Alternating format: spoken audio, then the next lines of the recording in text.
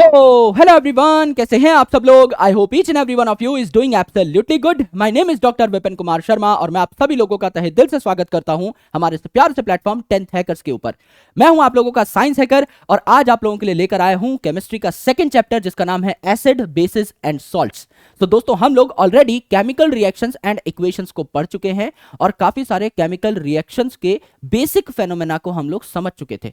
अलग अलग टाइप के रिएक्शंस कैसे होते हैं ये हम देख चुके थे।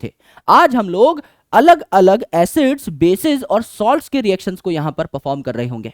यानी हमारे इस चैप्टर का प्रोटोगेटिव क्या है, यहां पर आज हम करने क्या वाले हैं। हम लोग सबसे पहले यह जानेंगे कि एसिड्स होते क्या है और इनकी केमिकल प्रॉपर्टीज क्या है, यानी ये किस प्रकार के रिएक्शंस शो करते हैं, है ना, किस किस प्रकार के केमिकल्स के साथ ये रिएक्ट कर सकते हैं। फिर हम जानेंगे कि बेसिस क्या होते हैं और ये किस किस प्रकार की केमिकल प्रॉपर्टीज शो करते हैं। और फिर हम जानेंगे कि सॉल्ट क्या होते हैं, सॉल्ट किस प्रकार के रिएक्शन से बनते हैं और किस प्रकार के रिएक्शन शो करते हैं। ये तीनों चीजें हमको पढ़नी है। यानी सिंपल सी बात है, पहले हम एसिड के बारे में डिटेल में जानेंगे, बेसिस के बारे में डिटेल में जानेंगे एंड देन हम सॉल्ट्स के बारे में डिटेल में जानेंगे। आप में से काफी सारे स्टूडेंट्स जो हैं वो बोल रहे थे कि सर क्वेश्चन प्रैक्टिस चाहिए, बट ट्रस्ट मी, जब हमारा पूरा का पूरा सिलेबस होगा आपको अच्छे तरीके से सारे के सारे क्वेश्चंस मिल जाएंगे। हर चैप्टर के 15 से 20 most important questions as well as कुछ मॉक टेस्ट मैं आप लोगों के लिए तैयार कर रहा हूं और मैं बकायदा आपके साथ बैठ करके वो मॉक टेस्ट आपको सॉल्व करवाऊंगा जिससे कि आपकी परफॉर्मेंस एकदम बूस्ट हो पाए। तो चिंता मुक्त होकर अपने सिलेबस की कंप्लीशन की ओर बढ़िए मेरे भाई, बिकॉज काफी सारी ऐसी चीजें हैं जो बार बार देखने पर आपको समझ में आएंगी, याद होंगी।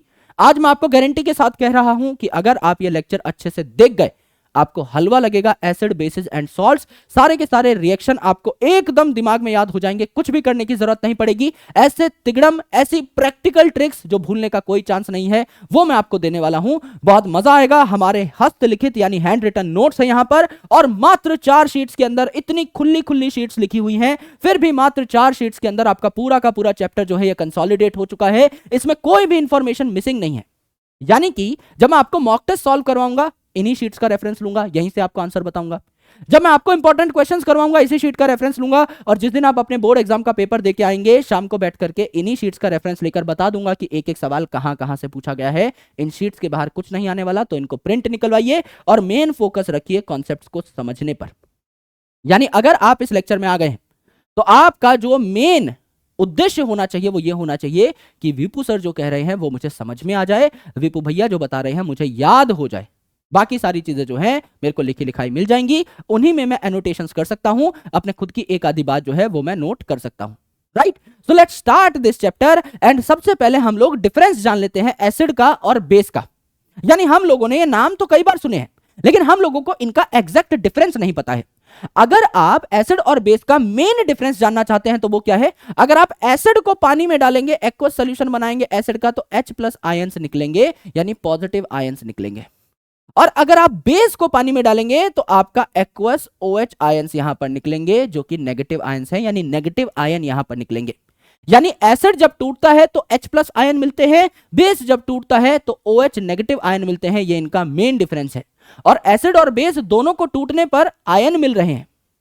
एसिड से H+ आयन निकला, बेस से OH नेगेटिव आयन निकला, तो ये आयन जो है सॉल्यूशन में मूव करते रहते हैं और एक सॉल्यूशन को कंडक्टिंग सॉल्यूशन बनाते हैं, यानी they are going to conduct electricity. चाहे एसिड हो या बेस हो, दोनों के टूटने पर हमें आयंस मिल रहे हैं। सो दोनों के दोनों अच्छे कंडक्टर्स होते हैं इलेक्ट्रिसिटी के, क्योंकि यहां हमें आयंस देखने को मिल रहे हैं। अगर आप देखें तो एसिड जो है सार होता है टेस्ट में, यानी कि ये आपका खट्टा सा होता है। जैसे आपने अगर कभी नींबू खाया है, आपने अगर कभी संतरा खाई है, आपने अगर कभी किन्नू खाया है, तो ये सारी जो चीजें हैं इनमें एसिड होता है। ये जो सिट्रस फ्रूट्स हैं इनमें एसिड होता है जिसे कहते हैं सिट्रिक एसिड, जिसे कहते हैं सिट्रिक एसिड। तो सिट्रिक एसिड तो खट्टा होता है, नींबू तो खट्टा होता है, जिसमें सिट्रिक एसिड है मेरे भाई, इसका मतलब एसिड भी ओवरऑल खट्टे होते हैं। एंड जो बेस हैं, बी फॉर बेस, ये बी फॉर बिटर होते हैं, यानी कड़वे होते हैं, यानी इनका सोपी सा टेस्ट होता है। अगर कभी नहाते नहाते मुंह में झाग चला गया है या शैंपू चला गया है या डिटर्जेंट चला गया है तो मेरे भाई आपको आइडिया होगा कि कैसे कड़वे से ये अजीब से टेस्ट में होते हैं। That is their basic test, है ना। तो सोपी टेस्ट जो है वो आपका बेस का टेस्ट होता है जनरली। ऑलराइट, जो एसिड होते हैं मेटल्स को सड़ा सकते हैं, तो ये कोरोसिव होते हैं नेचर में। जब हम केमिकल रिएक्शन एंड इक्वेशन वाला चैप्टर पढ़ रहे थे तो एंड में मैंने आपको बताया कि जो आपका स्टैच्यू ऑफ लिबर्टी है उसका कलर चेंज हो रहा है, अगर आप एक कील के टुकड़े को बाहर रख देंगे एटमॉस्फेयर में, उस पे अगर ऑक्सीजन आकर अटैक कर रहा है, वाटर वेपर्स अगर आकर अटैक कर रहे हैं, तो वो जो आयरन का टुकड़ा है, वो जो नेल है आयरन की, वो जो कील है, उसके ऊपर आपकी रस्ट लग जाएगी, जंग लग जाएगी। यानी कई सारे ऐसे तत्व हैं जो कि मेटल्स को कोरोड कर सकते हैं, खराब कर सकते हैं, डिस्ट्रॉय कर सकते हैं, जैसे ऑक्सीजन है, वाटर है, माइल्ड एसिड्स हैं। तो एसिड्स क्या है आपके, कोरोसिव हैं, ये मेटल्स को सड़ा सकते हैं बेसिकली। यस, अब मेरे दोस्त एसिड से हमारे दिमाग में क्या आता है, खतरा। वैसे तो जो बेसिस हैं वो भी खतरनाक हो सकते हैं, लेकिन आपके एसिड जो हैं ये तो सुनते ही कॉमनली हमारे दिमाग में आता है खतरे का निशान, यानी लाल घंटी बज जाती है, डेंजर का साइन आ जाता है। तो मेरे दोस्त ब्लू लिटमस पेपर को अगर आप किसी एसिड पे लगाओगे तो वो रेड हो जाएगा, रेड हो जाएगा, खतरनाक हो जाएगा। और उल्टा जब आप किसी बेस के ऊपर लगाओगे रेड लिटमस को तो वो ब्लू हो जाएगा। तो बी फॉर बेस, टेस्ट में बी फॉर बिटर था और आपका बी फॉर ब्लू कर देता है रेड लिटमस पेपर को। टेस्ट इसका कैसा होगा, कड़वा होगा। यहां पर देखिए कुछ ऐसे एसिड होंगे जो फटाफट टूट करके H+ आयंस हमें दे देंगे, इन्हें हम स्ट्रॉन्ग एसिड कहते हैं, जैसे आपका HCl यानी हाइड्रोक्लोरिक एसिड, आपका H2SO4 यानी sulphuric acid, and HNO3 that is nitric acid. ये आपके सबसे इंपॉर्टेंट स्ट्रॉन्ग एसिड्स हैं, ये तीन ही आपको याद करने हैं, HCl, H2SO4 एंड HNO3। बाकी जो है थोड़ा स्लोली टूटते हैं, तो मेरे दोस्त इसमें आ जाएगा आपका CH3COOH जो कि एसिटिक एसिड है, जो कि विनेगर में पाया जाता है, जो आप किचन में इस्तेमाल करते हैं। आपकी मम्मी से आप पूछेंगे कि विनेगर क्या होता है, सिरका क्या होता है, तो आपको दिखा भी देंगी बॉटल के अंदर। सिट्रिक एसिड जो मैंने बताया सिट्रसी फ्रूट में पाया जाता है, जैसे कि लेमन के अंदर, जैसे कि संतरे के अंदर। एंड लैक्टिक एसिड जो कि आपका दही में पाया जाता है।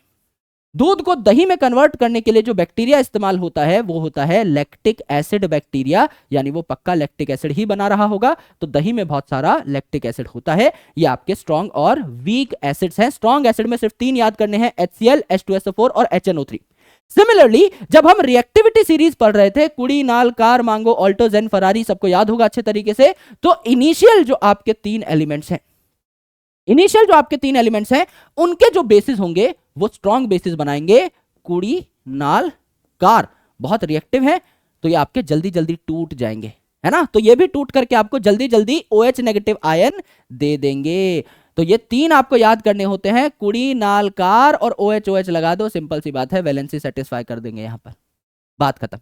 बाकी सारे जो बचे हुए हैं, चाहे कॉपर हो, चाहे आयरन हो, चाहे आपका अमोनियम हाइड्रोक्साइड हो, चाहे एल्यूमिनियम हाइड्रोक्साइड हो, ये क्या है, ये आपके वीक बेसिस हैं।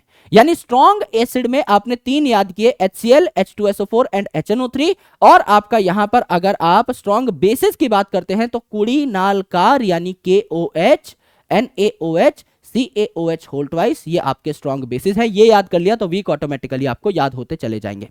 अब मेरे दोस्त एसिड और बेसिस को पकड़ने के लिए कुछ इंडिकेटर्स आते हैं, इनमें से कुछ क्या करते हैं, अपना रंग बदल लेते हैं गिरगिट की तरह।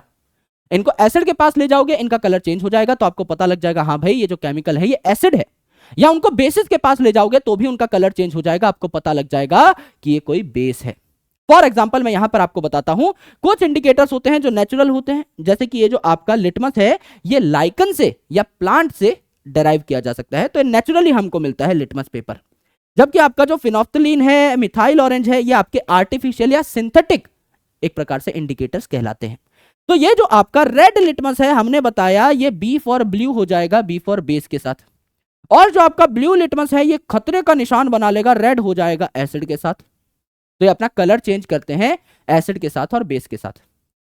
जो रेड लिटमस है वो ब्लू हो जाएगा आपका कहां, जब वो बेस के साथ रिएक्ट करेगा। एंड मेरे भाई जो आपका ब्लू लिटमस है वो रेड हो जाएगा, लाल हो जाएगा, आग बबूला हो जाएगा, जब वो खतरनाक एसिड के साथ रिएक्ट करेगा। अब यहां पर है फिनोफ्थलीन, पी फॉर फिनोफ्थलीन, ये आपका कलरलेस होता है, तो ये कलरलेस ही रहेगा एसिड के साथ। एसिड के साथ ये कोई कलर चेंज नहीं करता, लेकिन बेस के साथ ये पिंक कलर बना लेता है। पी फॉर फिनोफ्थलीन बेस के साथ पी फॉर पिंक कलर बना लेता है, सिर्फ बीपी से याद कर लो, बात खत्म। एंड मिथाइल ऑरेंज खुद ऑरेंज कलर का होता है। इसको जब एसिड के साथ रिएक्ट किया, एसिड के साथ जब टेस्ट किया तो एसिड तो लाल होता है, लाल कलर का आपको यहां पर खतरा दिखाई देगा। तो मिथाइल ऑरेंज जो था इसका कलर रेड हो गया, गाढ़ा हो गया। और जब बेस के साथ रिएक्ट किया तो हल्का हो गया, येलो हो गया। ऑरेंज से एक कलर ऊपर रेड हो गया एसिड के साथ, ऑरेंज से एक कलर नीचे येलो हो गया बेस के साथ।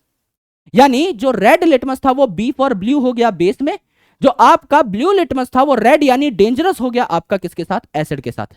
सिमिलरली जो मिथाइल ऑरेंज था ये आपका रेड हो गया, खतरनाक हो गया एसिड के साथ, एक कलर ऊपर चला गया, गाढ़ा हो गया, ऑरेंज से रेड बन गया और ऑरेंज से येलो हो गया, फीका हो गया बेस के साथ।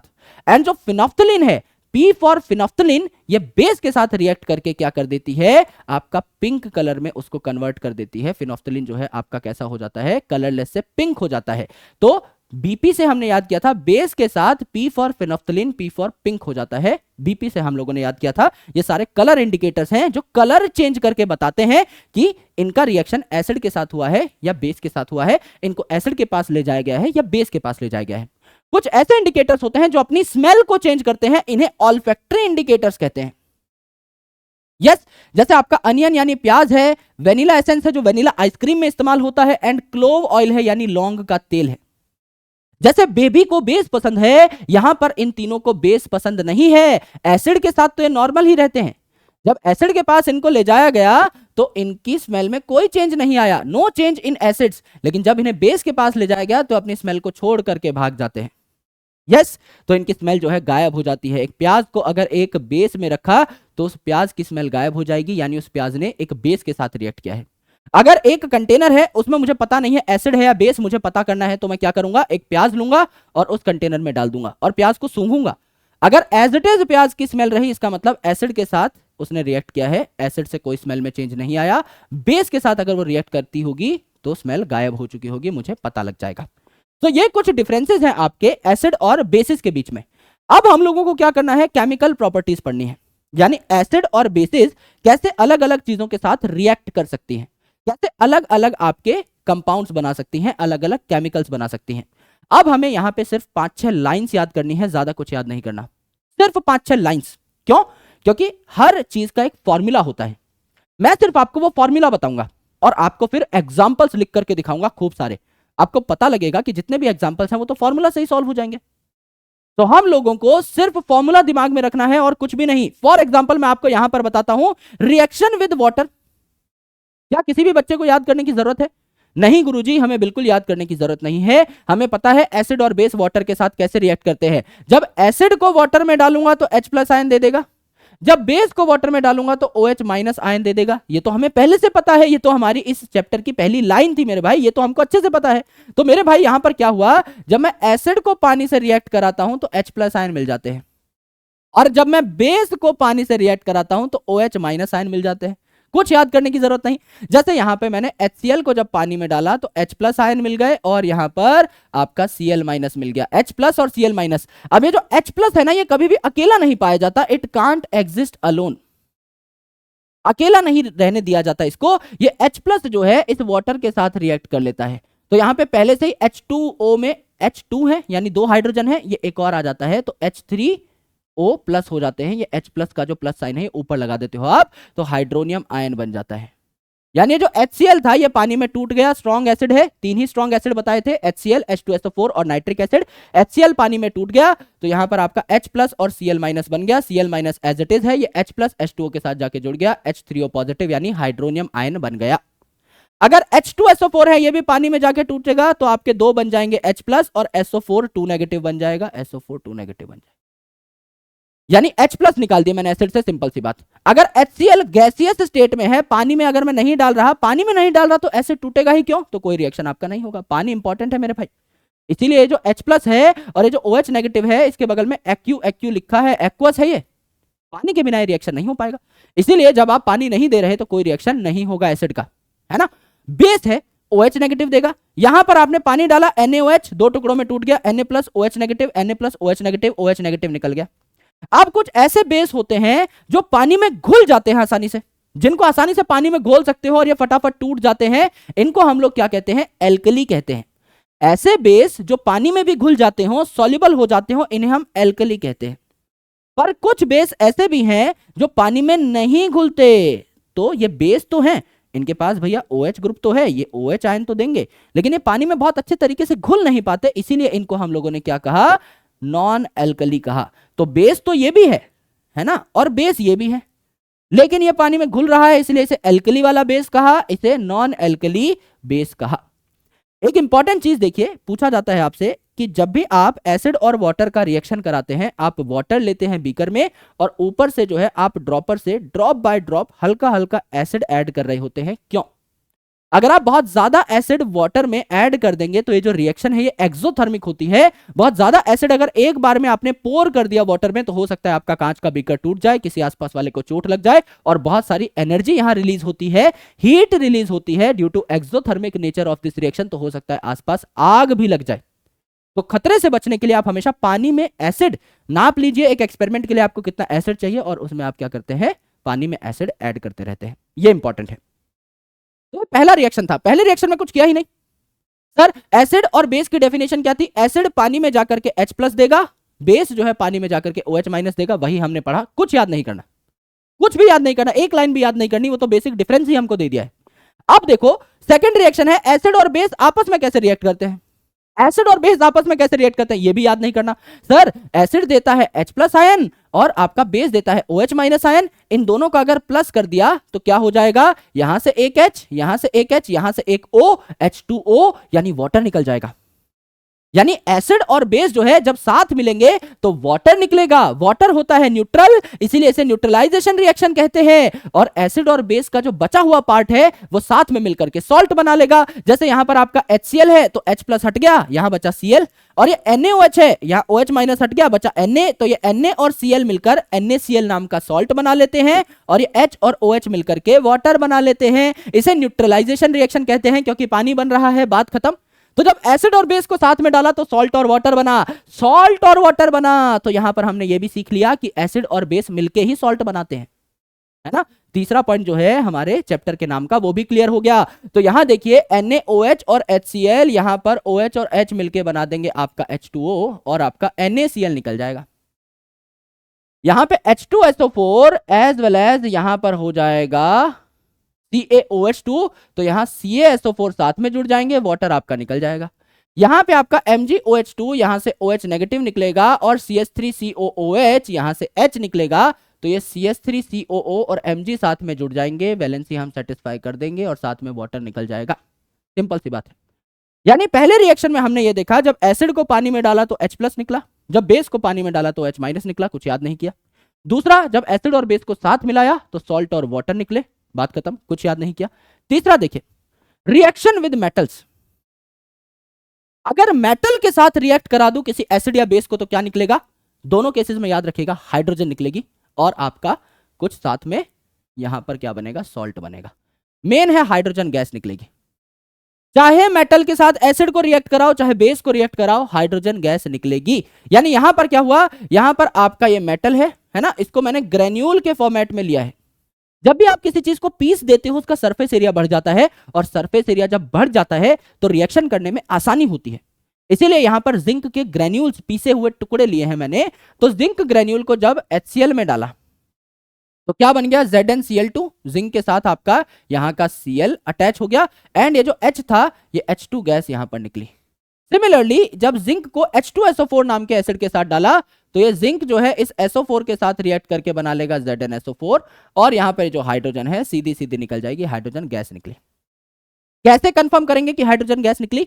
यहां पर मैंने रिएक्शन कराया, लेट्स से जिंक के ग्रेन्यूल्स हैं, इसमें मैंने HCl डाला तो आपका क्या बन जाएगा, ZnCl2 और साथ में हाइड्रोजन गैस। अब हाइड्रोजन गैस है तो उड़ेगी, हल्की है, गैस है, तो यहां पर इस पाइप से निकल करके बाहर आने की कोशिश करेगी। तो ये हाइड्रोजन गैस जब बाहर आ रही होगी इसके ऊपर मैं जलती हुई मोमबत्ती रख दूंगा, इसके पास जलती हुई मोमबत्ती ले आऊंगा तो मोमबत्ती जो है बुझ जाएगी। हाइड्रोजन क्या करती है, खुद जलती है, तो इस फ्लेम से खुद तो जलेगी, पॉप की आवाज आएगी कि खुद तो इसके बबल्स जले हैं, खुद तो जल जाती है, दूसरे को फूंक मार देती है जलते जलते, पॉप, दोनों प्रकार के एक्शन करती है। खुद इनफ्लेमेबल है, किसी और को नहीं जलने देगी, फूंक मार देगी। और ऑक्सीजन क्या होती है, ये औरों को जलने देती है ना। कंबशन में सबसे इंपॉर्टेंट गैस क्या है, ऑक्सीजन, लेकिन खुद नहीं जलती, औरों को जलाती है। ये क्या करती है, खुद जलती है, पॉप की आवाज के साथ औरों को फूंक मार देती है।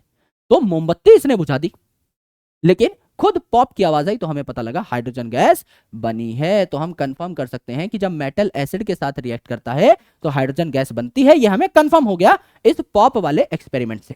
अब भैया बेस में भी मैंने बताया कि जब इसको मेटल के साथ रिएक्ट कराया जाएगा तो हाइड्रोजन गैस निकलेगी। और सॉल्ट बनेगा।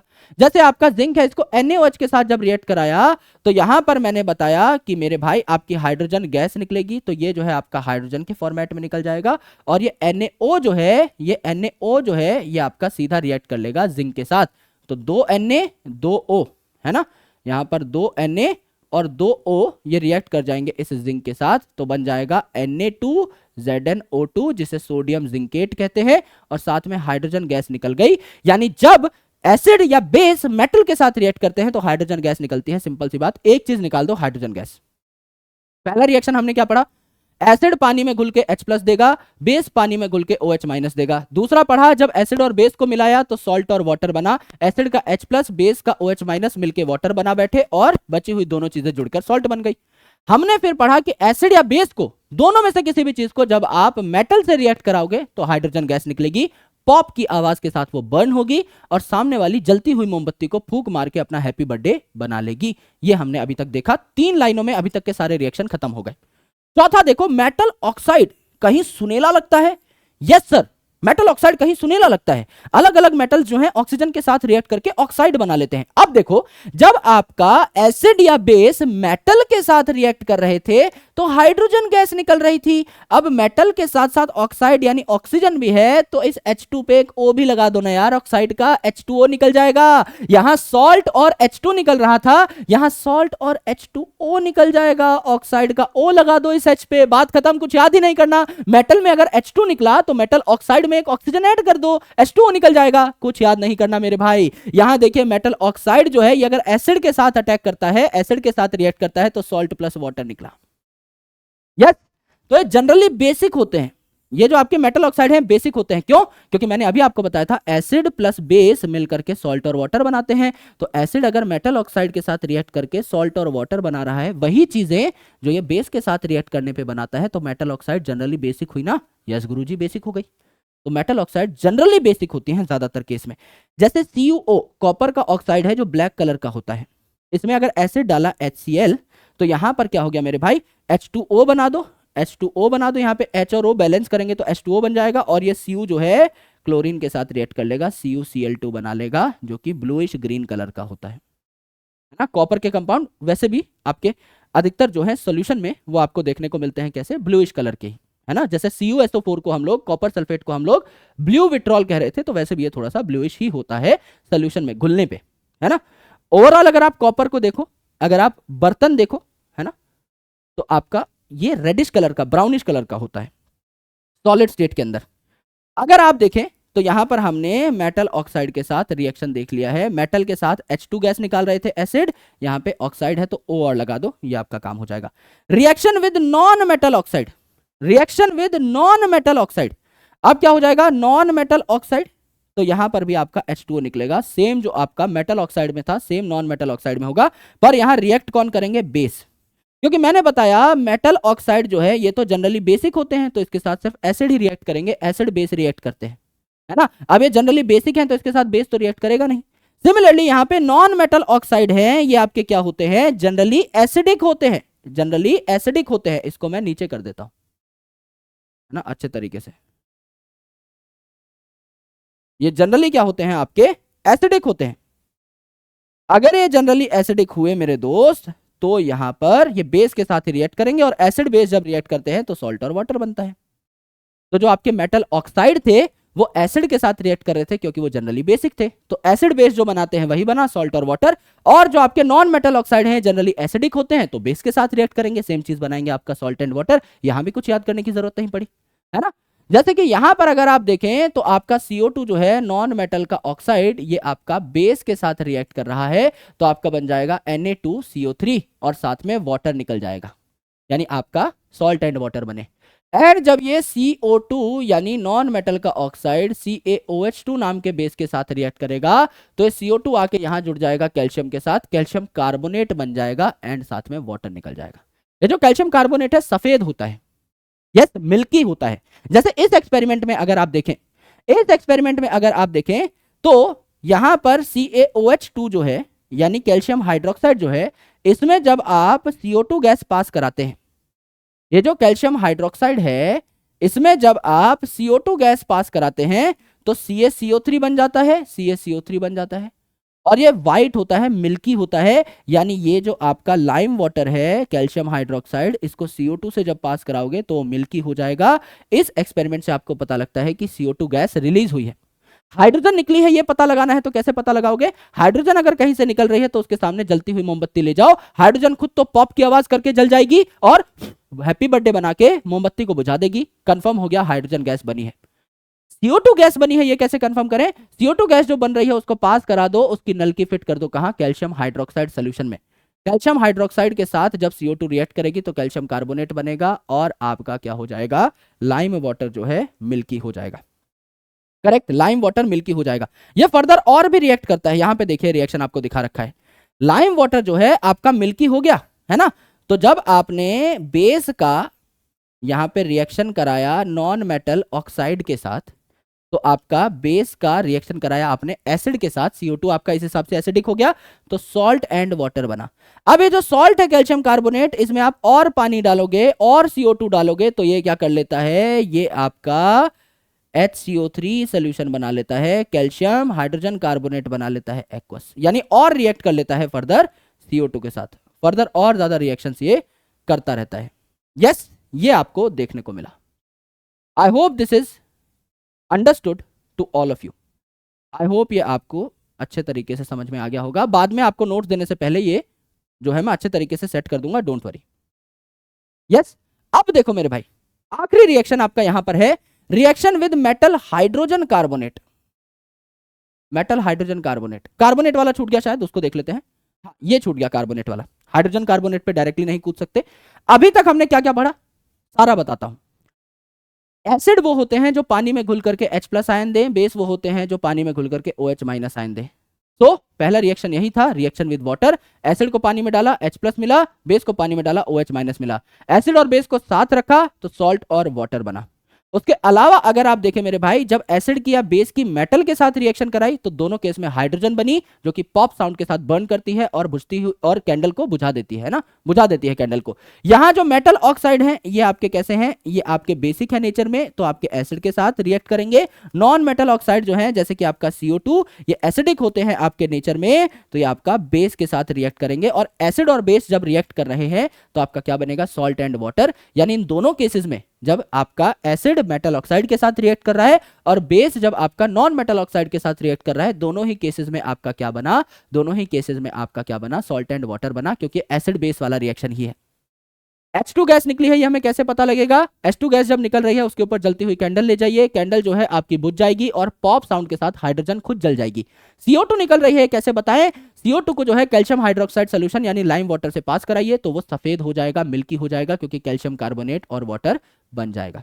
यस, तो दोनों गैसेस का हमने कंफर्मेशन भी सीख लिया है। अब रिएक्शन विद मेटल कार्बोनेट, अब खुद देखो, मेटल के साथ बन रहा था आपका H2, मेटल कि ऑक्साइड के साथ एक ऑक्सीजन ऐड कर दो, इसमें बन रहा था H2O।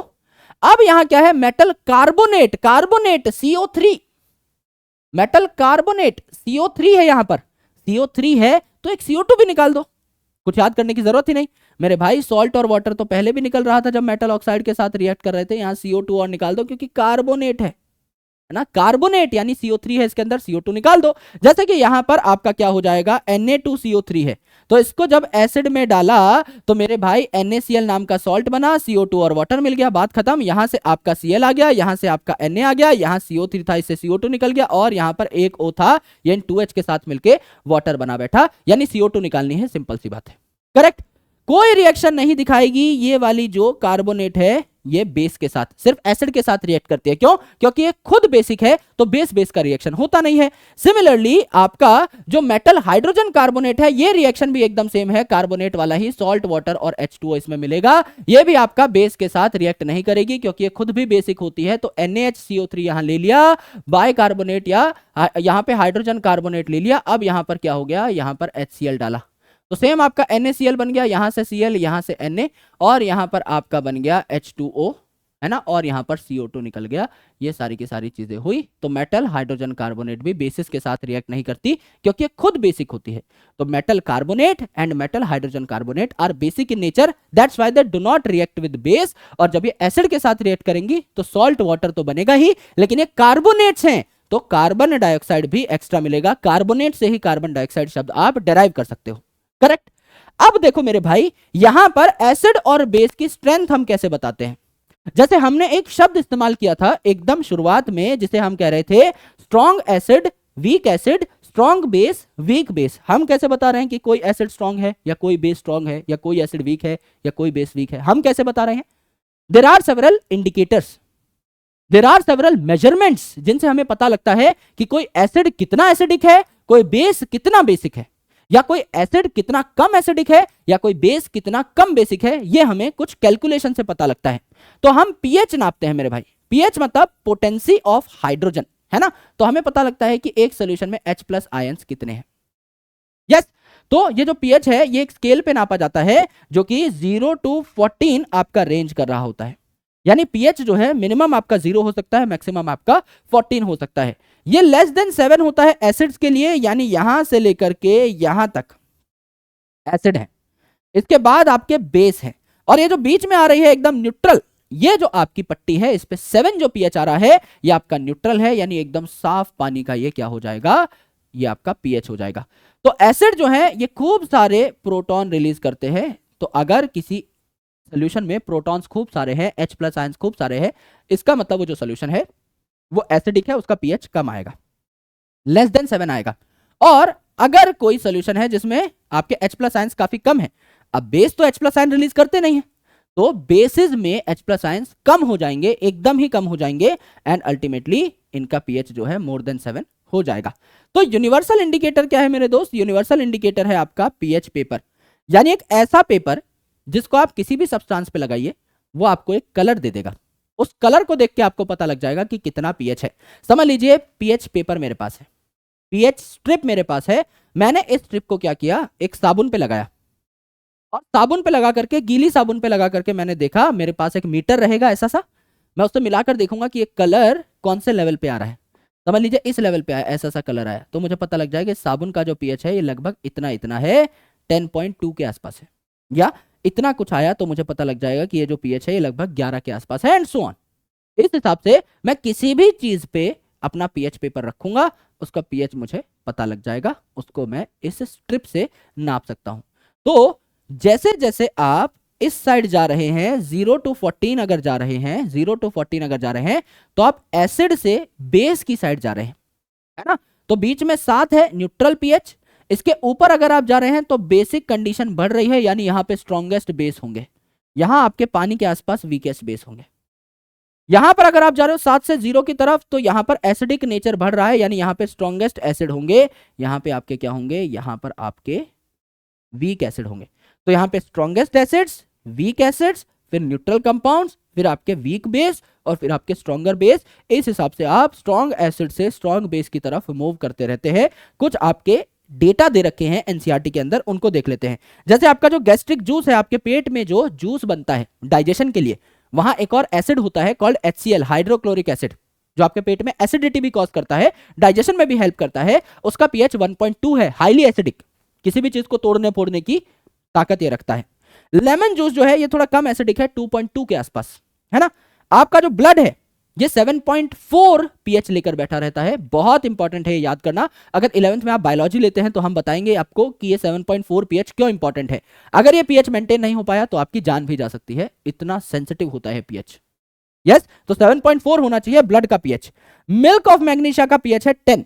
कई बार अगर आपको एसिडिटी हो जाती है ना, तो इस एसिड को न्यूट्रलाइज करने के लिए आपको क्या डालना पड़ेगा, बेस डालना पड़ेगा, तो सॉल्ट और वाटर बन जाएगा। तो आपको कई बार एसिडिटी हो रखी है तो आपको मिल्क ऑफ मैग्नीशिया दिया जाता है, मैग्नीशियम हाइड्रोक्साइड। ये क्या करता है, इस एसिड को न्यूट्रलाइज करता है और आपकी एसिडिटी खत्म हो जाती है। इनो वगैरह के सोल्यूशन में आपको यही देखने को मिलता है। एंड सोडियम हाइड्रोक्साइड जो है ये आपका 14 पीएच के आसपास बैठा रहता है, यानी बहुत ही ज्यादा स्ट्रॉन्ग आपका ये बेस है। अब ये जो पीएच है हमारे डेली लाइफ में हमें कहां कहां देखने को मिलते हैं। फॉर एग्जांपल ह्यूमन बॉडी का जो पीएच है ये 7 से 7.8 है, यानी एवरेज अगर आप निकालोगे तो 7.4 आया, वही ब्लड का पीएच, तो हमारी बॉडी का पीएच भी आप मान सकते हो वही आपका स्लाइटली बेसिक होता है, एकदम न्यूट्रल नहीं है, थोड़ा सा बेस की तरफ शिफ्टेड है। एसिड रेन, अब आपकी बारिश जो है इसमें है पानी, पानी होता है न्यूट्रल, लेकिन कई बार हवा में कुछ ऐसी गैसेस होती हैं, कुछ ऐसे तत्व होते हैं विच आर एसिडिक, CO2 है, SO2 है, तो ये क्या कर देते हैं, ये आपके बेसिकली इस बारिश को, इस रेन को थोड़ा सा एसिडिक बना देते हैं, 7 pH से हटा करके लगभग 5.5 pH के आसपास ले जाते हैं। अब ये जो पानी बारिश के फॉर्मेट में गिर रहा है ये अलग अलग नदियों में भी जाएगा, नदियों में जाएगा तो उन नदियों का पानी भी थोड़ा सा एसिडिक हो जाएगा, वहां पे रहने वाले जो एक्वेटिक ऑर्गेनिजम्स हैं, मछलियां वगैरह हैं, उनको दिक्कतें होंगी, उनकी जान भी जा सकती है। मैंने बताया कि HCl जो है आपका पेट में, इसका pH है 1.2 के आसपास और ये आपका डाइजेशन में हेल्प करता है, लेकिन जब आपको एसिडिटी हो जाती है तो इस एसिड को हम न्यूट्रलाइज करते हैं एंटासिड से। एंटासिड, एंटी मतलब अपोजिट, एसिड, एसिड के अपोजिट हमने क्या दिया, बेस, जैसे कि मिल्क ऑफ मैग्नीशिया, ये हमने यहां पर दे दिया। करेक्ट। डीके इन टूथ, है ना, यानी आपका दांत जो है किस आपके कैल्शियम कंपाउंड का बना है, इनामिल का। तो ये जो आपके दांत हैं, जब आप खाना खाते हैं तो आपके दांत जो है इन पे बैक्टीरिया भी आकर के बैठ जाते हैं उस खाने को खाने के लिए, और उस खाने को खा खाकर वो बैक्टीरिया जो है एसिड सिक्रीट करते हैं। ये एसिड भी लगभग आपका एसिड रेन के आसपास ही, आप याद कर सकते हैं, एक ही नंबर 5.5 के आसपास pH का एसिड सिक्रीट करते हैं, तो आपके दांत जो है गलने शुरू हो जाते हैं। इसीलिए रेगुलर ब्रशिंग इज इंपॉर्टेंट, है ना, इसीलिए रेगुलर ब्रशिंग इज इंपॉर्टेंट। इसीलिए टूथपेस्ट जो होती है इसमें आपका क्या होता है, बेसिकली बेस होता है, जो कि इस एसिड को न्यूट्रलाइज कर पाए, आपके दांतों को सेफ रख पाए। अब बी स्टिंग, यानी कि आपको मधुमक्खी ने काट लिया है, तो इसमें फॉर्मिक एसिड नाम का एसिड होता है जो कि आपको जलन देता है ना। इसके अलावा मेरे भाई, अगर ये एसिड आपकी बॉडी में आ गया है, अगर बी स्टिंग आपको लग गई है, तो आप बेकिंग सोडा लगा लो अगर ऊपर, तो बेकिंग सोडा क्या है मेरे भाई, आपका बेस है। मैं क्या कह रहा हूं, sodium hydrogen carbonate, sodium hydrogen carbonate, sodium hydrogen carbonate do not react with basis, क्योंकि खुद बेस है, खुद बेस है, तो एसिड ने जब आपको तंग किया तो ये बेस लगा लो, ठीक हो जाएगा। अभी अभी तो ऊपर पढ़ा था, वही एप्लीकेशन यहां पर देखने को मिल गई। नेटल लीव स्टिंग, है ना, कई बार आप कहीं अगर जा रहे हैं, क्रिकेट खेल रहे हैं, बॉल बॉल अगर झाड़ियों में घुस गई है तो कुछ झाड़ियां आपको टच हो जाती हैं और आपको बहुत ज्यादा जलन होने लगती है। इसी प्रकार का एक प्लांट जो है वो है नेटल प्लांट। इसकी लीव जो है वो आपको अगर छू गई तो आपकी बॉडी में जो है मिथेनोइक एसिड दौड़ जाएगा और आपको क्या लगेगी, जलन होने लगेगी, इचिंग होने लगेगी। तो ये जो आपका नेटल प्लांट है, इसी के आसपास एक और प्लांट मिलता है आपको, डॉक प्लांट। इसकी लीव को अगर आप रगड़ लो तो उसमें बेस होता है, आप वहीं की वहीं ठीक हो जाओगे, इचिंग आपकी बंद हो जाएगी। तो नेचर ने आपको प्रॉब्लम दी, बगल में ही सोल्यूशन दे दिया। ये दोनों साथ साथ ही उगते हैं, नेटल प्लांट और dock plant. Some natural acid, जैसा मैंने बताया, विनेगर इसमें एसिटिक एसिड होता है, सिरके में पहले ही बता दिया था, CH3COOH, जब मैं एसिड बेस का फर्क बता रहा था। लेमन, ऑरेंज, सिट्रस फ्रूट कहलाते हैं, तो सिट्रिक एसिड होगा, याद करने की जरूरत नहीं। कर्ड में मैंने आपको बताया था, दही जमाने में आपका लैक्टिक एसिड इस्तेमाल होता है, लैक्टिक एसिड बैक्टीरिया इस्तेमाल होता है, याद करने की जरूरत नहीं। टोमेटो में OO का साउंड आ रहा है तो ऑक्सैलिक एसिड हो जाएगा। और टेमरिंड में यानी इमली में टार का साउंड आ रहा है, तार का, टेमरिंड में TAAR का साउंड आ रहा है तो TAAR यहां पे भी हो जाएगा टारिक एसिड। कुछ याद करने की जरूरत नहीं है, एकदम जीरो लेवल पे सब आपको बता दिया है, जीरो लेवल से उठा करके कुछ याद करने की जरूरत नहीं है, सारी चीजें ऑटोमेटिकली आपके दिमाग में, आपके भेजे में फिट होती चली जाएंगी। अब हमने एसिड के रिएक्शन देख लिए, बेस के रिएक्शन देख लिए। एसिड वाटर में कैसे बिहेव करता है, बेस वाटर में कैसे बिहेव करता है। एसिड बेस साथ में रिएक्ट करके क्या बनाते हैं, है ना। मेटल के साथ इनका रिएक्शन क्या है, मेटल ऑक्साइड के साथ इनका रिएक्शन क्या है, नॉन मेटल ऑक्साइड के साथ इनका रिएक्शन क्या है, मेटल कार्बोनेट के साथ इनका रिएक्शन क्या है ना। सारी चीजें हम लोगों ने अच्छे तरीके से देख ली हैं। अब मेरे दोस्त सॉल्ट की बारी आती है। एसिड बेस तो खत्म, अब हम बात करेंगे सॉल्ट की, कि सॉल्ट जो है आपका बनता कैसे है। हमें अब पता है कि एसिड और बेस जब रिएक्ट करते हैं तो सॉल्ट और वाटर बनता है, तो सॉल्ट बनता कैसे है उसका थोड़ा आइडिया हमको लग गया है। अब हम ये देखेंगे कि जो सॉल्ट हैं ये किस प्रकार के रिएक्शन करते हैं, इनकी प्रॉपर्टीज कैसी कैसी होती हैं, एंड देन इनके कुछ इंपॉर्टेंट केमिकल्स जो है इनके बारे में भी हमको स्टडी करनी है। तो 5-6 केमिकल्स हैं, एंड देन हमारा चैप्टर खत्म हो जाएगा। अगली स्लाइड पे आकर के हमारा चैप्टर एकदम फिनिश हो जाएगा। आराम से देखिए, सॉल्ट जो है इनको आयनिक कंपाउंड कहा। आयनिक कंपाउंड क्यों कहा, जैसे सॉल्ट में बना रहा हूं एक एसिड से एक बेस से। एसिड मैंने लिया HCl, बेस मैंने लिया NaOH। HCl का H हट गया, Cl नेगेटिव बचा, तो H plus Cl negative ion बने, पानी में टूटा ये, यस। ये मेरे भाई है आपका NaOH, Na प्लस बना, OH नेगेटिव बना, OH नेगेटिव और H प्लस मिलकर के वाटर बना बैठे, Na और Cl साथ में मिलकर के क्या बना बैठे, NaCl बना बैठे। तो आयंस ही तो है, ये दो आयंस के मिलने से ही तो बना है आपका सॉल्ट, तो it is an ionic compound, है ना। प्लस और माइनस चार्ज था अलग अलग आयंस पे, वो मिल करके आपका एक सॉल्ट बना बैठे, and it is produced by neutralisation reaction of acid and base. ये क्रिस्टलाइन सॉलिड्स होते हैं, क्रिस्टल के फॉर्मेट में पाए जाते हैं, जैसे कि आपका नमक है टेबल सॉल्ट, जिसको हम कॉमन सॉल्ट कहते हैं या रॉक सॉल्ट कहते हैं, जो कि आपको समुद्र से मिलता है। अब समुद्र का पानी खारा है इस नमक की वजह से, तो आप क्या करोगे, आप बेसिकली जब उस पानी को गर्म करोगे तो पानी तो सारा भाप बन के उड़ जाएगा, एंड में आपको सॉल्ट मिल जाएगा, उसको आप प्योरीफाई करोगे, गंदगियां निकालोगे, आपका NaCl आपको मिल जाएगा, जो कि थैली में आता है। नमक आपने छिड़का होगा खाने में कभी, तो क्रिस्टल सी तो है, तो क्रिस्टलाइन सॉलिड है, और कंडक्ट करता है इलेक्ट्रिसिटी, क्योंकि भैया आयोनिक कंपाउंड है ना, आयन से बना है, ये आयंस भागते फिरते हैं, मैंने आपको बताया था, H plus ion, OH minus, Na plus, Cl minus, तो ये इलेक्ट्रिसिटी का अच्छा कंडक्टर होता है। पीएच क्या होता है सॉल्ट्स का? अब एसिड बेस का पीएच तो हमने देख लिया, जो आपका एसिड है उसका पीएच 0 से 7 के बीच में हो सकता है, और जो बेस है उसका 7 to 14 के बीच में हो सकता है। 7 is the exact neutral thing. यहां पर अगर आप पीएच देखो मेरे भाई, तो ये जो पीएच पेपर होता है ना, यूजुअली लाल कलर दिखाता है आपका एसिड में, एसिड लाल, पहले बताया था, red, b for base, b for blue, और बीच में आता है आपका ग्रीन, न्यूट्रल, यानी ग्रीन, हरा भरा, एकदम न्यूट्रल, ना लाल ना नीला, हरा। यस, तो ये आपका न्यूट्रल है। तो आप कलर भी देख के बता सकते हो इस पीएच पेपर का कि कोई सॉल्ट जो है वो आपका एसिडिक है, बेसिक है या न्यूट्रल है। अब कोई सॉल्ट है आपके पास, NaCl है, उसको आपने सर्च किया, है ना, कि भाई एसिडिक है, बेसिक है, न्यूट्रल है, उसमें पीएच पेपर डुबोया, तो देखा यार NaCl जो है इसका तो यहाँ पे हरा सा कलर आ रहा है, यानी ये न्यूट्रल है, तो आपका NaCl न्यूट्रल होता है। कोई आपका सॉल्ट है जो एसिडिक होगा तो थोड़ा लाल लाल सा दिखाई देगा, लाली लालो दिखाई देगा, और भैया कोई आपका बेसिक है तो आपका b for blue, b for basic दिखाई देगा। तो पीएच पेपर से हम सॉल्ट को भी देख सकते हैं, क्योंकि वो तो एक यूनिवर्सल स्ट्रिप है, उसको तो किसी के लिए भी इस्तेमाल कर लो। तो न्यूट्रल सॉल्ट कैसे बनते हैं? जिनका पीएच 7 होता है।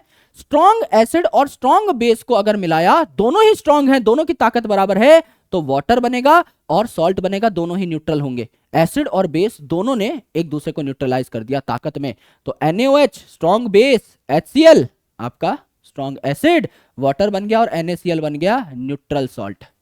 NaOH very strong base, H2SO4 very strong acid, यहां पर आपका क्या बन गया, Na2SO4 बन गया, और वाटर बन गया, ये भी आपका न्यूट्रल सॉल्ट है। पीएच एसिडिक कब होगा किसी सॉल्ट का? एसिडिक तब होगा जब एसिड ज्यादा स्ट्रॉन्ग हो, तो वो हावी हो जाएगा बेस पे, और बेस वीक हो। तो यहां पर क्या हुआ, स्ट्रॉन्ग एसिड हो, 3 ही स्ट्रॉन्ग एसिड बताए थे आपका, HCl, H2SO4 और नाइट्रिक एसिड। यहां पर देख लो आपका, है ना, HCl ले लिया, यहां H2SO4 ले लिया, स्ट्रॉन्ग एसिड ले लिया, और स्ट्रॉन्ग बेस जो थे ये भी आपको 3 ही बताए थे मैंने, कुड़ी नाल कार, स्टार्टिंग के 3, KOH, NaOH, CaOH2, यही 3 स्ट्रॉन्ग बताए थे। ये जो है आपका अमोनियम हाइड्रोक्साइड, ये तो उन तीनों में नहीं है, यानी वीक बेस है। तो यहां पर क्या हुआ, बेस है वीक, एसिड है स्ट्रॉन्ग, एसिड हावी हो जाएगा, यानी यहां पर क्या बन जाएगा आपका, वाटर के साथ एक ऐसा कंपाउंड बनेगा which is very very strongly derived bye acid, तो ये एसिडिक पीएच कर देगा सॉल्ट का ओवरऑल। बेसिक सॉल्ट कैसे बनेगा भाई, अब बेस स्ट्रॉन्ग ले लिया आपने, एसिड वीक रह गया, यानी आपने यहां पर जो एसिड लिया है ये अब आपका वीक एसिड है ना, HCl, H2SO4 और HNO3 को छोड़ के कोई भी ले लो, है ना, नाइट्रिक एसिड, सल्फ्यूरिक एसिड और हाइड्रोक्लोरिक एसिड को छोड़ के यहां पे आपने एसिटिक एसिड लिया है, यहां आपने कार्बोनिक एसिड लिया है, H2CO3, तो वीक है। यहां स्ट्रॉन्ग आपने बेस लिया है, NaOH। तो यहां पर क्या बना, यहां पर आपके जो सॉल्ट बने ये आपके कैसे हो जाएंगे, ये आपके बेसिक हो जाएंगे, क्योंकि यहां पर बेस ज्यादा स्ट्रॉन्ग है, एसिड आपका कंपैरेटिवली वीक है, तो इनका ओवरऑल पीएच मोर देन 7 हो जाएगा, बेसिक साइड में इनका पीएच चला जाएगा। अब देखो मेरे भाई, केमिकल्स फ्रॉम कॉमन सॉल्ट, यानी जो NaCl है, ये जो हमने यहां पर सॉल्ट बनाया है NaCl, आपका स्ट्रॉन्ग एसिड और स्ट्रॉन्ग बेस से, NaOH से या HCl से हमने जो आपका सॉल्ट बनाया, जो हम खाते हैं, जो हमारा खाने वाला नमक है, किसी भी डिश में जो हम नमक ऐड करते हैं स्वाद अनुसार, वो जो नमक है उससे अलग अलग चीजें कैसे बनाई जा सकती हैं, और उन अलग अलग चीजों का काम क्या है, ये हम लोगों को देखना है।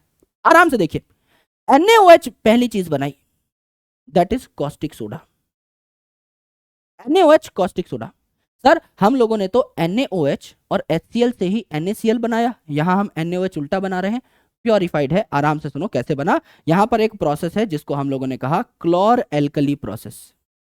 एल्कली मतलब ऐसे बेसिस जो कि आपके पानी में सॉल्युबल थे, उसको हम लोगों ने एल्कली कहा था। और यहां पर क्लोर का मतलब क्या है? क्लोर का मतलब है क्लोरीन। इनिशियल क्लोरीन के 5 अल्फाबेट हमने लिए।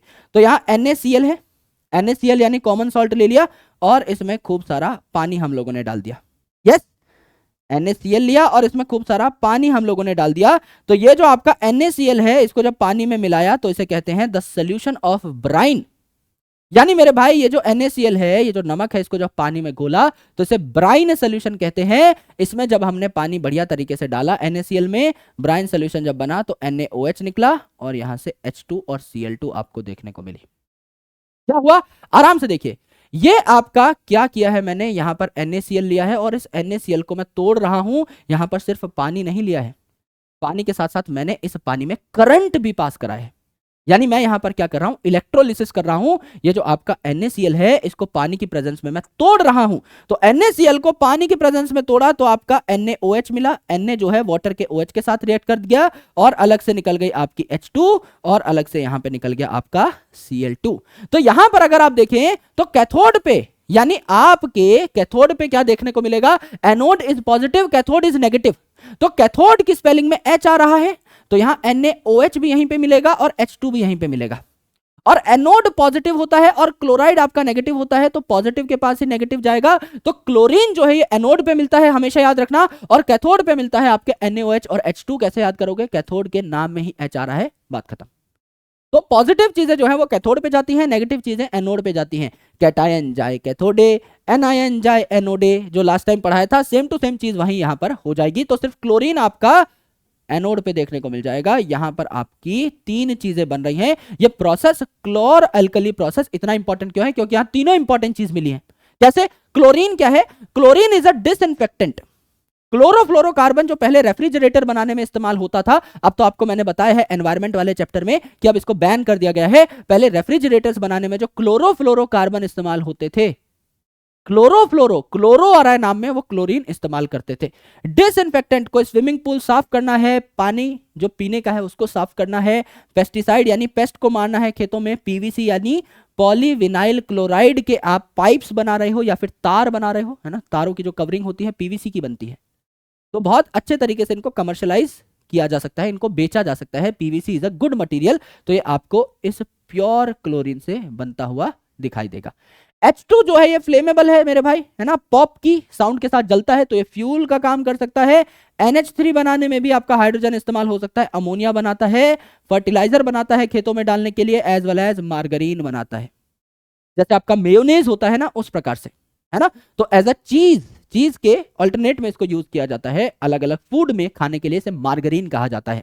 एंड NaOH जो है ये तो आपका क्या है? NaOH जो है ये आपका बेस है, तो बेसिक सोप बनाएगा, डिटर्जेंट बनाएगा, पेपर इंडस्ट्री में भी इस्तेमाल किया जाता है।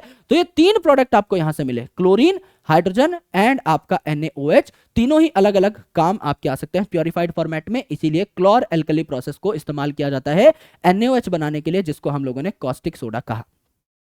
यस, तो कैथोड पे कौन गया? कैथोड में H अल्फाबेट आ रहा है तो H2 और NaOH ये दोनों कैथोड पे चले गए। एनोड मतलब आपका पॉजिटिव होता है एनोड, तो इस पे Cl माइनस आ जाएगा, यानी क्लोरीन आपका एनोड पे आ जाएगा, बात खत्म।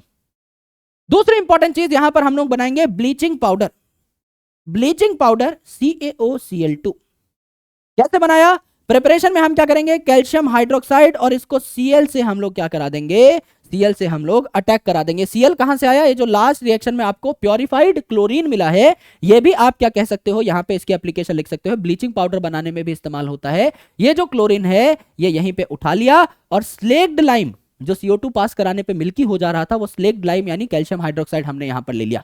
तो कैल्शियम हाइड्रोक्साइड और Cl2 को हमने यहां पर ले लिया, तो CaOCl2 बना और वाटर आपका यहां पर बन गया। ये क्या है? आपका ब्लीचिंग पाउडर है। तो ये किस में इस्तेमाल होगा? ब्लीचिंग में ही इस्तेमाल होगा, है ना। टेक्सटाइल है, यानी कि आपके कोई फाइबर है, कॉटन है ना, लिनन है, उनके फाइबर्स को आप पहले साफ करते हो, उनका कलर उड़ाते हो, फिर अपनी मर्जी का कलर डालते हो। मुझे लाल कलर की चुन्नी बनानी है, सूती चुन्नी बनानी है मुझे, तो पहले मेरे पास जो फाइबर है उसका मैं पूरा कलर उड़ा दूंगा, फिर उस पर मैं लाल कलर रगूंगा, तो मैं ब्लीचिंग करता हूं, उसकी कलर उड़ाता हूं।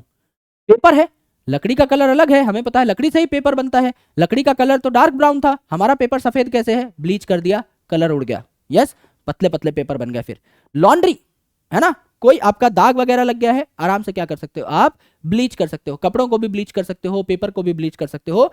ये एक ऑक्सीडाइजिंग एजेंट है, इसके पास ऑक्सीजन है, तो ये एक ऑक्सीडाइजिंग एजेंट के तौर पे भी इस्तेमाल किया जा सकता है। एंड स्टरलाइजिंग के लिए भी इस्तेमाल किया जाता है वाटर को, यानी पानी में अगर कोई गंदगी है तो उसको साफ कर देता है, पानी को स्टेरलाइज यानी स्वच्छ कर देता है, सुंदर कर देता है। फिर बनाते हैं हम baking soda, that is NaHCO3। NaHCO3, तो यहां जो NaCl था हमारा जो कॉमन सॉल्ट था, इसमें हमने वाटर डाला, CO2 डाला एंड आपका अमोनिया डाल दिया। यस, तो यहां पर क्या हो गया, NH4Cl बन गया, NaHCO3 बन गया, और ये एक नॉन कोरोसिव बेसिक सॉल्ट है। यस, यहां पर हम लोगों ने नॉन कोरोसिव बेसिक सॉल्ट जो है तैयार किया है, करेक्ट। एंड NaHCO3 यानी बेकिंग सोडा बन गया, यहां पर आपका NaHCO3 बन गया। जब आपने क्या किया, NaHCO3, CO3 चाहिए तो CO2 से आएगा, तो CO2 भी डालना पड़ेगा, है ना, वाटर भी डालना पड़ेगा, सोडियम भी है तो NaCl भी आया, और NH3 यहां पर क्या होता है, इस Cl को अलग से अकोमोडेट करने के लिए डाला जाता है कि ये जो आपका यहां से Cl है इसको NH3 उठा ले, बाकी आपका CO, H और Na यहां पे यूटिलाइज हो जाए। Cl को मर्ज कराने के लिए यहां पर हम लोगों ने क्या डाला, अमोनिया डाला, तो बेकिंग सोडा आपका तैयार हो जाता है। यस, बेकिंग सोडा से फिर क्या बन सकता है आपका, फर्दर बेकिंग सोडा हम लोगों ने तैयार किया, बेकिंग पाउडर भी आपका तैयार किया जा सकता है। तो NaHCO3 जो है इसमें आपने एसिड का H+ डाल दिया, किसी भी एसिड का यूज कर सकते हो, माइल्ड एसिड का यानी वीक एसिड का, तो हमने यहाँ टार्टरिक एसिड ले लिया, इमलिक एसिड ले लिया, तो यहाँ क्या हो जाएगा, CO2 बन जाएगा, H2O बन जाएगा, एज वेल एज आपका सोडियम सॉल्ट ऑफ एसिड बन जाएगा, करेक्ट। तो ये एंटासिड के तौर पे काम करता है, यानी बेसिक इसका नेचर है तो एसिड को न्यूट्रलाइज करेगा। Help in baking cakes, baking powder है तो केक बनाने में हेल्प करेगा, बेकिंग में हेल्प करेगा, और फायर एक्सटिंग्विशर का भी काम करेगा क्योंकि इससे CO2 निकलता है। जो आपके बड़े बड़े फायर एक्सटिंग्विशिंग सिलेंडर्स होते हैं लाल कलर के, जो आपने देखे होंगे स्कूल्स में, कॉलेजेस में, हॉस्पिटल्स में, उनमें CO2 गैस होती है। तो ऑक्सीजन जब तक मिल रही है आग को, आग जलती चली जाएगी। अगर आपको आग को बुझाना है तो आपको आग के और ऑक्सीजन के बीच में एक CO2 का लेयर बनाना पड़ेगा। तो जो फायर एक्सटिंग्विशर है उसमें CO2 होता है, तो ये आग बुझाने के लिए इस्तेमाल किया जाएगा क्योंकि इसमें CO2 देखने को मिलेगा। वॉशिंग सोडा फिर हमने बनाया, नाम ही है वॉशिंग सोडा, धोने के काम आता है ना, ऐसे याद करो, वॉशिंग है नाम में, धोने में तो खूब पानी लगेगा, तो मेरे भाई 10 H2O इसके साथ जुड़े होते हैं, इस Na2CO3 के साथ 10 H2O जुड़े हुए हैं, यानी NaHCO3 है, ये Na2CO3 बनाने में हेल्प करेगा। Na2CO3 पे 10 अगर आप वाटर ऐड कर दोगे तो ये एक Na2CO3 के क्रिस्टल के साथ चिपक जाते हैं, यस, और बन जाता है आपका क्या, वॉशिंग सोडा बन जाता है ना। तो ग्लास, सोप और पेपर इंडस्ट्री में इसका इस्तेमाल किया जाता है, घर क्लीन करने के लिए इसका इस्तेमाल किया जाता है, इसलिए इसका नाम है वॉशिंग सोडा, वॉश करने के लिए इस्तेमाल किया जाता है। Remove permanent hardness of water, ये क्या होता है sir, hardness of water, water तो आपका सॉफ्ट होता है, लिक्विड होता है, कई बार पानी जो है वो आपका साबुन के साथ ठीक से घुल नहीं रहा होता है ना, अच्छे से झाग नहीं बना रहा होता, पानी आपका हार्ड हो जाता है, ठीक तरीके से झाग नहीं बनाता, तो उसकी हार्डनेस मिटाने के लिए आप वॉशिंग सोडा इस्तेमाल करते हो। पानी को ही धो डाला तो उसकी हार्डनेस चली गई, ये सिर्फ समझाने के लिए बोल रहा हूं, एंड ओवरऑल वो अब अच्छा कम बना पाएगा, that is the removal of permanent hardness. Water of crystallisation क्या होता है, आराम से देखिए, कई सारे ऐसे क्रिस्टल्स हैं, कई सारे ऐसे केमिकल्स हैं जिनमें पानी पाया जाता है। जैसे यहां पर हमने वॉशिंग सोडा जो है इसमें 10 पानी देखे, एक Na2CO3 मॉलिक्यूल के साथ 10 मॉलिक्यूल ऑफ वाटर परमानेंट जुड़े रहे अभी इस क्रिस्टल फॉर्मेट में, इसे कहा वाटर ऑफ क्रिस्टलाइजेशन, कि एक Na2CO3 के साथ 10 वाटर तो देखने को मिलेंगे ही मिलेंगे।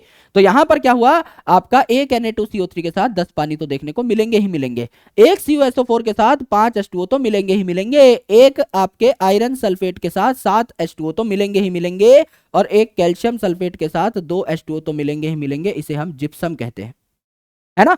जब इन सारी चीजों को आप हीट करोगे, जब इन सारी चीजों को आप गर्म करोगे तो जो पानी है वो उड़ जाएगा, तो FeSO4 जो है इसका पानी उड़ गया, सिर्फ FeSO4 बचा। Na2CO3 जो है इसको हीट किया, पानी उड़ गया, सिर्फ Na2CO3 बचा। CuSO4 का पानी उड़ गया, सिर्फ CuSO4 बचा। CaSO4 का पानी उड़ गया, सिर्फ CaSO4 बचा।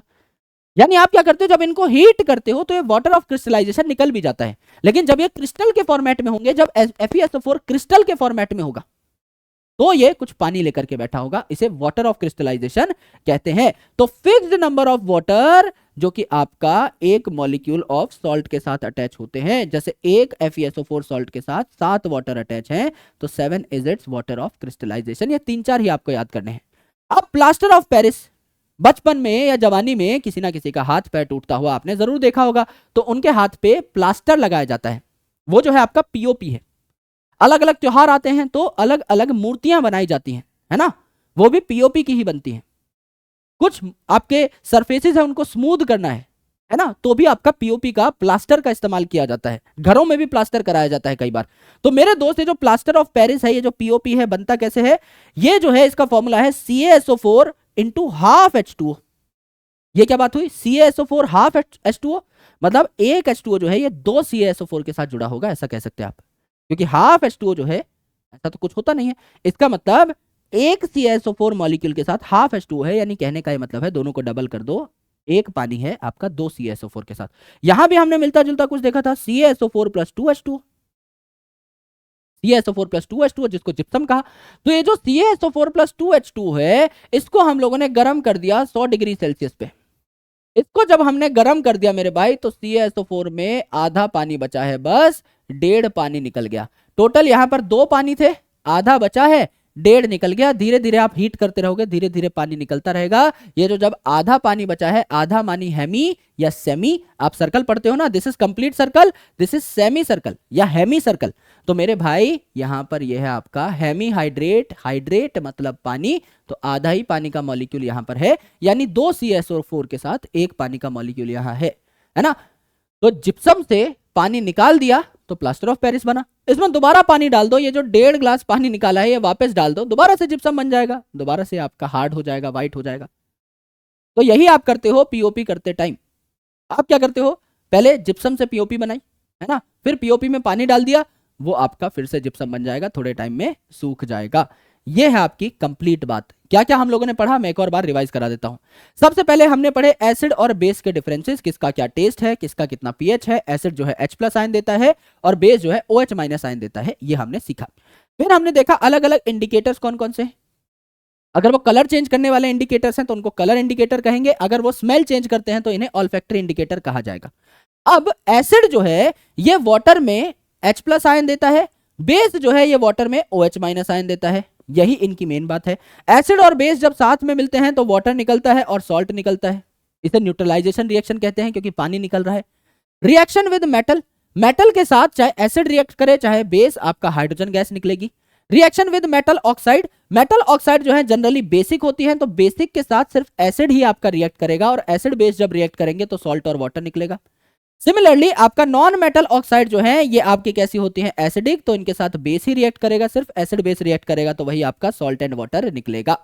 Reaction with metal carbonate, metal carbonate, carbonate तो कार्बन डाइऑक्साइड भी निकलेगा सॉल्ट वाटर के साथ साथ कार्बोनेट, और सेम आपका हाइड्रोजन कार्बोनेट है तो यहां भी सॉल्ट वाटर के साथ साथ CO2 निकलेगा, क्योंकि कार्बोनेट है।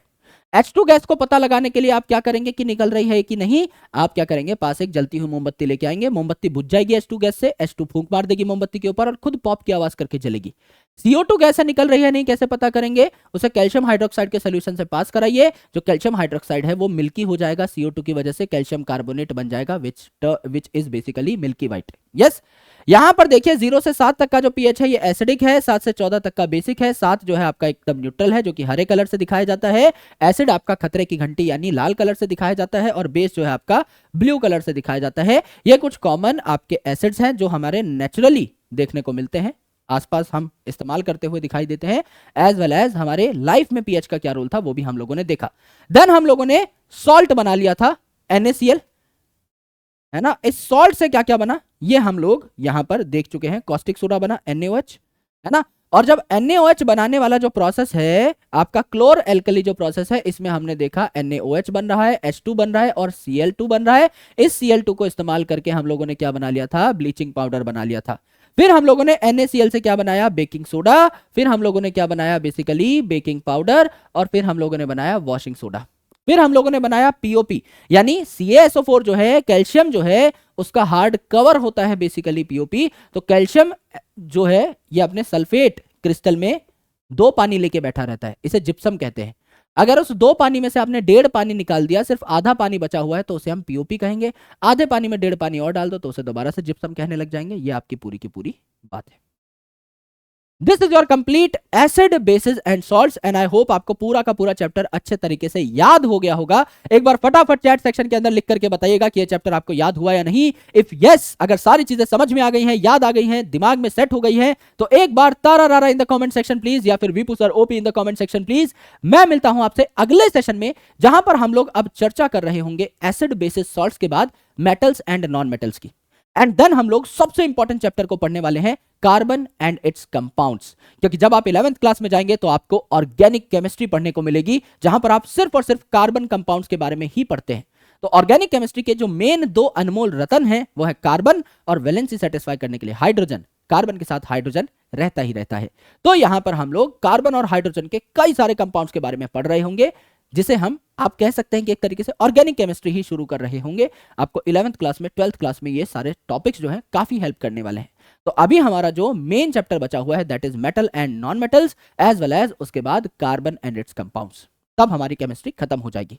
आई होप आपको सारी की सारी चीजें समझ में आई होंगी। लॉट्स ऑफ लव, जय हिंद, बहुत बहुत शुक्रिया इस सेशन को देखने के लिए। आई होप आपको मजा आ रहा होगा बायोलॉजी के साथ साथ केमिस्ट्री में भी। तो अगर आप सब चीजें एंजॉय कर रहे हैं तो एक बार मुझे कमेंट सेक्शन में अपना फीडबैक जरूर बताइएगा। मैं मिलता हूं आपसे अगले सेशन में।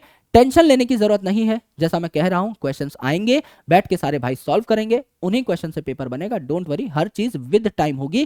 काफी सारे ऐसे स्टूडेंट्स हैं जिनकी डिमांड है कि सर पढ़ाया जाए। यस, तो सबकी डिमांड्स को केटर करते हुए हम पहले पूरा सिलेबस खत्म करेंगे, फिर एंड में क्वेश्चंस भी करेंगे। क्योंकि एक बार आपने चीजें पढ़ रखी होंगी तो क्वेश्चंस कराने में कोई बहुत ज्यादा दिक्कत होगी नहीं, तो आसानी से सारी चीजें आपको क्रैक होती हुई दिखाई दे रही होंगी। ऑलराइट, चलिए, thank you, lots of love, जय हिंद, बाय बाय, टेक केयर।